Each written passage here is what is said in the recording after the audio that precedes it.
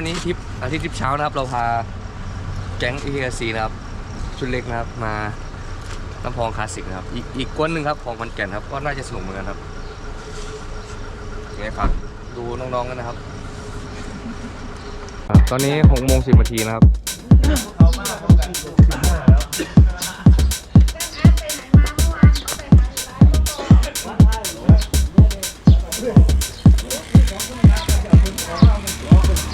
ยังนะครับยังไม่ออกเลยไม่ออกเอาไม่ตายกับเป็นข้าง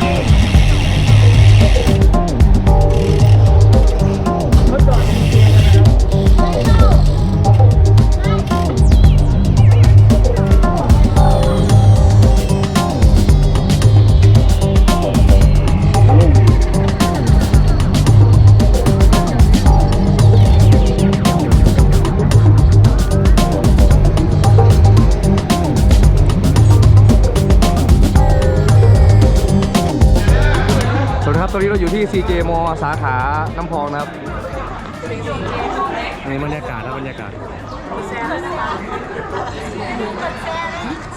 กดไลค์กดซับสไครต์กดแชร์ สาวๆนั่งอยู่ตรงหน้าเบาคาเฟ่นะครับมาเป็นไงบ้างครับพี่เมย์วันนี้ ซับสไครต์ ผ่านวันนี้ไง ดีเวอร์ดีเวอร์ดีเวอร์ดีเวอร์ เข้าแล้วครับน้ำขาเป็นไงบ้างครับวันนี้ ดีค่ะดีเวอร์ ดีที่ไม่ตาย ดีที่ไม่ตาย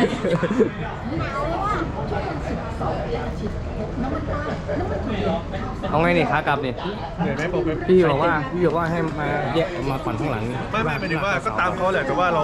อันตราย เกาะอยู่ด้วยกันข้างหลัง เ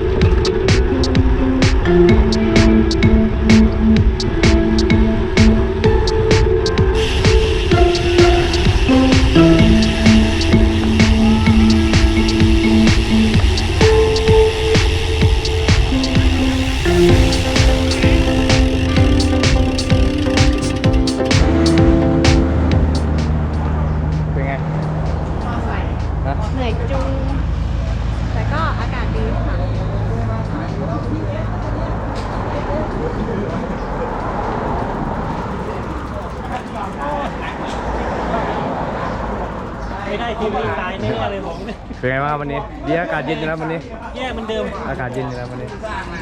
สัปดาห์ไม่ไหว ที่นี่เป็นไง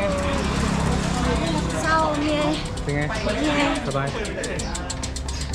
เกือบแล้วไหมล่ะ เกือบอะไร เกือบพาจีจีมาแล้วไหมล่ะ จริงๆเหรอ เจเจ เกือบแล้วไหมล่ะเจเจ ถ้าน้องมาขายจริงเหรอเดินขายจักรยานเหรอ ทั้งชีวิตเหรออย่าลืมกดไลค์ กด subscribe กดแชร์ ด้วยนะคะ